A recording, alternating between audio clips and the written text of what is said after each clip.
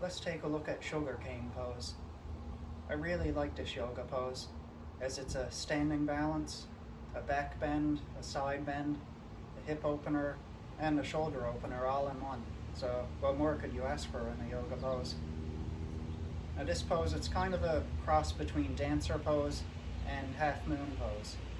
It's like you combine the two. So I'll give 4 different angles of this pose.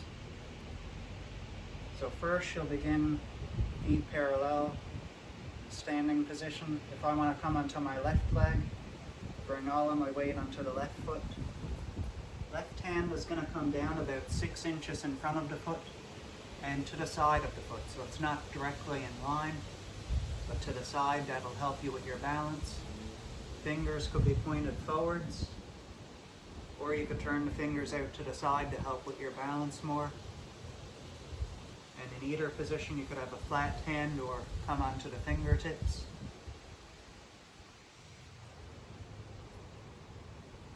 So left leg is going to bear all of your weight. I'll keep it bent to start. I want to bring my right knee in towards the chest. Right hand is going to reach to the ankle or the foot.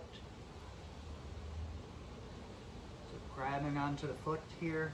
And then you want to draw the leg behind you. So just like dancer pose, coming into a back bend, the foot presses into the hand. And you can either look down to the floor or look to the side. Maybe upwards. I wouldn't suggest it, as you probably lose your balance with this one. So the hips come towards a stacked position, just like in half moon pose. You're rooting down to the bottom foot. To exit the pose, softly release the foot. Swing the right foot back down to the floor and return to standing. Here's a second angle for Sugarcane pose. So again, I'm going to come onto the left leg. You'll see the left hand is about 6 inches in front of the left foot, and it's to the side of the foot.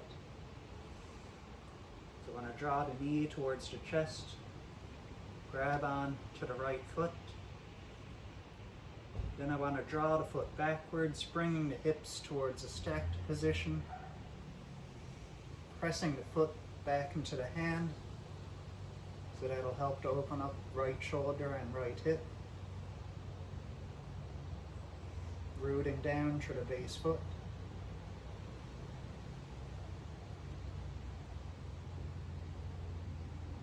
And gently releasing the foot.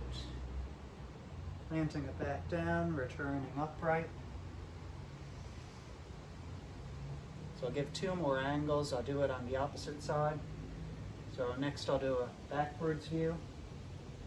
Coming onto the right foot.